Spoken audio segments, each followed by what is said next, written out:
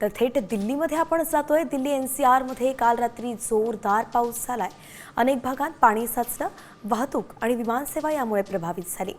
Delhi NCR साठी red alert जारी करण्यात आलेला आहे आणि यानंतर काही तासांतच दिल्ली एनसीआर मध्ये मुसळधार पाऊस झालाय।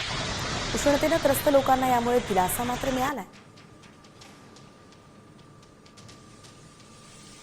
हे दृश्य आपण पाहतोय दिल्ली एनसीआर मधली संपूर्ण दृश्य। उष्णता प्रचंड होती, त्यामुळे पाऊस आल्यामुळे काही प्रमाणात दिलासा मिळाला। मात्र दिल्लीचे रस्ते अगदी जलमय झाल्याचं पाहतोय आपण। तलावाचं स्वरूप त्याला आलंय आणि वाहन चालकांना यातूनच प्रवास करावा लागतोय, त्यामुळे त्यांची मोठी कसरत होताना दिसतेय। हे संपूर्ण दृश्य दिल्लीतून दिल्लीची पाणी तुंबई कशी झाली हेच आपण पाहतोय।